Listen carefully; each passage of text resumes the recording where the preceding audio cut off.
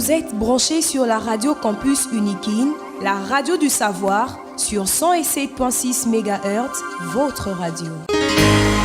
Vous écoutez la radio Campus, Alma Mater, c'est l'heure du journal.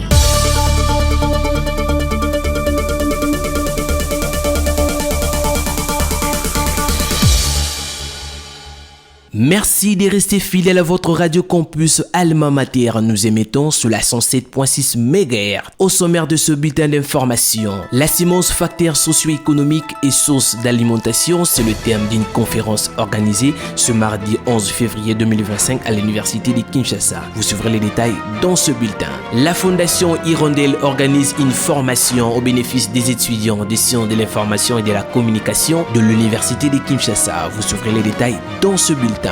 Le commandant du service national, le général-major Jean-Pierre Kassongo Kabwik, a procédé à la remise des 3 sabans à Liti et Tomessa dans la commune de Kinsenso. Vous suivrez les détails dans ce bulletin. À la présentation de ce bulletin d'information, Jonathan Kachama. Comme annoncé au sommaire, la sémence facteurs socio-économiques et sources d'alimentation, c'est le thème d'une conférence organisée ce mardi 11 février 2025 dans le locaux de AIF par le ministère de l'Agriculture et Agrobusiness de la coordination estudiantine de l'université de Kinshasa. Le professeur Augustin Ngombo est intervenu dans cette conférence. Il a parlé de l'importance du cadre légal de sémence en République démocratique du Congo. On l'écoute. Nous avons démontré à l'assistance l'importance de la sémence. La semence qui est l'élément fondamental pour la réussite d'une agriculture, que ce soit extensive ou l'agriculture intensive. La semence, c'est la matière première pour l'agriculture. Dans le cadre de la RDC, nous avons démontré aux participants que nous avons des systèmes sémenciers, l'informel, l'autre informel, qui cohabitent, se superposent et parfois ça s'ignore. Nous avons aussi démontré que la RDC a de sérieux problèmes dans le cadre juridique en ce qui concerne les semences. Nous n'avons pas une loi sémencière, nous n'avons pas une loi sur la protection des obtentions végétales et nous avons recommandé à ce que ces vides juridiques soient rapidement comblés et dans le cadre de l'UNIKIN, à l'instar d'autres universités, nous avons recommandé que l'université de Kinshasa puisse devenir productrice de semences. Le professeur Roger Kizungu était l'un des orateurs. Il revient sur son plaidoyer en faveur de semences paysannes. On l'écoute. Mon intervention d'aujourd'hui, c'était un plaidoyer. C'était une sensibilisation en faveur des semences paysannes. En fait, c'était pour montrer que les semences commercialisées, les semences certifiées, ne concernent que peut-être une dizaine de cultures. Mais ce qui tombe dans nos assiettes, c'est une infinité de cultures. Le plaidoyer, c'était pour sensibiliser tout le monde afin qu'on ne néglige pas les semences paysannes, puisque l'agriculture familiale, en fait, c'est l'intendante de ces semences paysannes. L'industrie ne marche que quand il y a la clientèle. La clientèle de l'industrie sémencière, ce sont les grands producteurs, les grands fermiers. Or, chez nous, les grands fermiers, c'est à peine 1% des producteurs agricoles. Donc, il faut imaginer des semences qui répondent aux besoins de 96% des autres producteurs agricoles qui sont les petits paysans et les fermiers qui commencent à investir en agriculture. Donc actuellement ça boite un peu puisque l'industrie doit avoir des répondants. S'il n'y a pas des acheteurs, vous allez faire votre industrie pour en faire quoi? C'est ça la situation actuelle.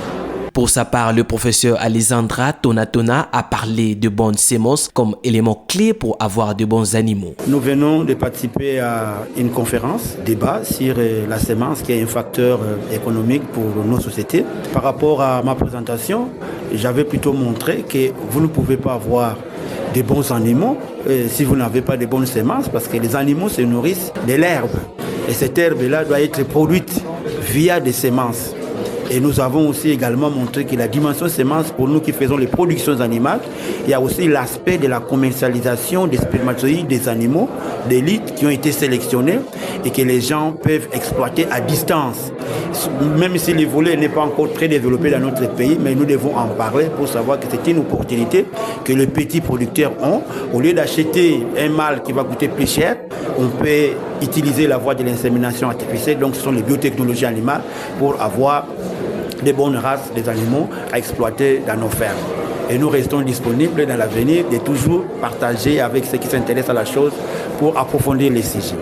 De son côté, le docteur nutritionniste Désiré Bombilé est revenu sur l'impact de la semence sur la santé, l'économie et le développement. Mon sujet, c'était la qualité de la semence, facteur assurant de la santé, économie et développement de la société. Alors, je devais parler pour expliquer à l'auditoire que tout commence dans la semence. Si aujourd'hui, nous avons des maladies que nous développons aujourd'hui, nous avons au moins 200 maladies d'origine alimentaire. En tout cas, tout commence par la semence. Quand la semence n'est pas bonne, et ce que nous allons manger va provoquer la maladie. Et dès que la maladie est installée, ça va déranger l'économie. Et là où il y a l'économie dérangée, le développement devient quasiment impossible. Donc, nous avons montré qu'il faut, à tout premier lieu, veiller à la qualité de la semence, éviter tout ce qui est trop chimique, éviter tout ce qui peut nuire à la santé de la population. On peut penser aujourd'hui produire en grande quantité,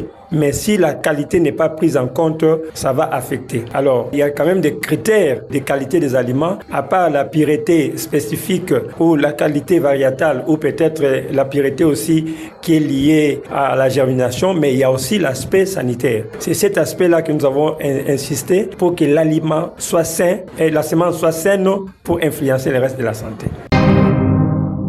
La Fondation Hirondelle organise une formation au bénéfice des étudiants des sciences de l'information et de la communication de l'Université de Kinshasa. La formation porte sur la vérification de faits et les discours de haine. Elle va se tenir à partir du 18 février 2025.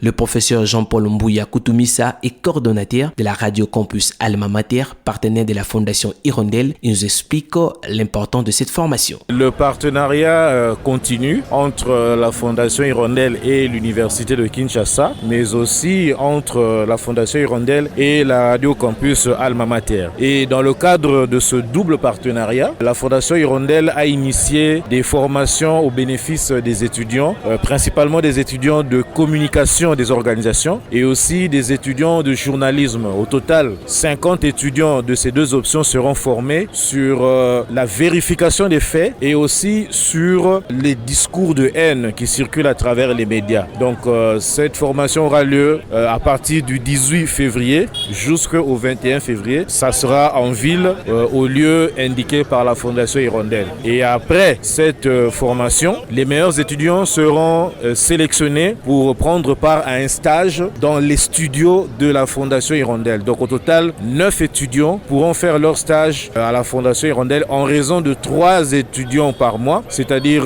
3 étudiants au mois de mars, 3 étudiants au mois d'avril et 3 autres étudiants au mois de mai. Mais à côté des formations sur la vérification des faits et le discours de haine, il y aura aussi des séances de sensibilisation. Cette fois-là, ça aura lieu à l'UNIKIN entre le 25 et le 26 février. Donc la Fondation Hirondelle va s'entretenir avec 200 étudiants au total pendant 2 jours, c'est-à-dire 100 étudiants par jour. Donc sur les 100 premiers étudiants, il y aura 25 de communication.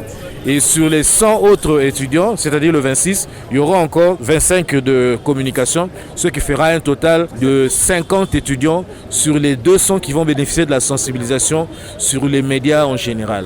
Déjà, la Fondation Hirondelle attend 50 étudiants. Maintenant, c'est à nous, l'UNIKIN, de sélectionner les étudiants au regard de leur spécialité et au regard de leur disponibilité surtout.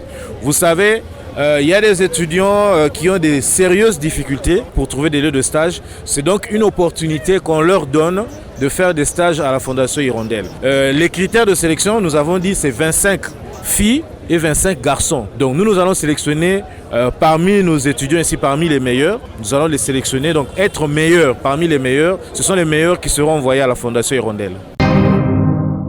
Bouclons ce bulletin d'information. Le service national poursuit sa campagne. Le commandant du service national, le général-major Jean-Pierre Kassongo Kabwik, a procédé à la remise des 300 bancs à Liti Kitomesa dans la commune de Kinsenso. Cette remise est une réponse aux instructions du chef de l'État. On l'écoute, le général-major Jean-Pierre Kassongo Kabwik. Nous sommes dans le processus de doter toutes les écoles publiques de la ville-province de Kinshasa en bancs. Et ces bancs sont fabriqués par le bâtisseur du service national. Un atelier est construit en Sélé. C'est de cet atelier sortent ce banc. Vous savez, le chef de l'État commandant suprême a initié la gratuité de l'enseignement. Parmi les mesures d'encadrement pour l'effectivité de cette gratuité d'enseignement, c'est l'équipement, la construction des écoles. Pour ce qui nous concerne, nous avons reçu la mission ou l'instruction de nous occuper de la partie dotation ou équipement des écoles en bancs. Nous avons la capacité de produire 2000 bancs par mois. Imaginez si nous installons 2-3 ateliers dans la ville-province de Kinshasa. Donc nous aurons la capacité de produire 6 000 bancs. Et faites la sommation au bout d'une année, on peut produire 72 000 bancs. Les 72 000 bancs de 3 places assises, c'est 216 000 places assises en une vacation. Imaginez qu'il y a 2 vacations par école. Donc on donnera aux enfants de la ville-province de Kinshasa 432 000 places assises en une année. Et imaginez que si cette opération avait été lancée il y a de cela 10-15 ans, on n'aurait pas de problème de bancs scolaires dans la ville-province de Kinshasa et peut-être sur l'ensemble du territoire national. Ne voyez pas les défis qui se présentent devant nous, mais voyez les atouts, voyez ce que nous avons déjà réalisé. Vous venez de suivre le commandant du service national, le général-major Kassongo Kabwik.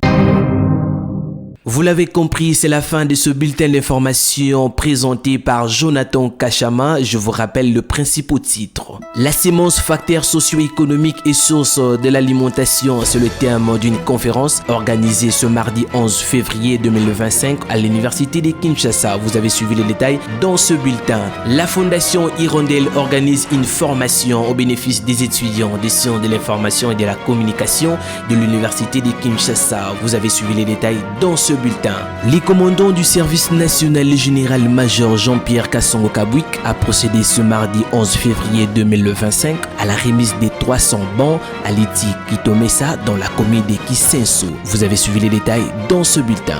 Concours rédactionnel Jean-Paul Mbouya Koutoumissa, Glodav Boloy. Côté réalisation Emmanuel Boutela. Côté technique, nous avons Sylvain Tchussungu sous la supervision de Luxen Kinounou. Restez branchés sous la 107.6 MHz, la Radio Campus, la radio du savoir.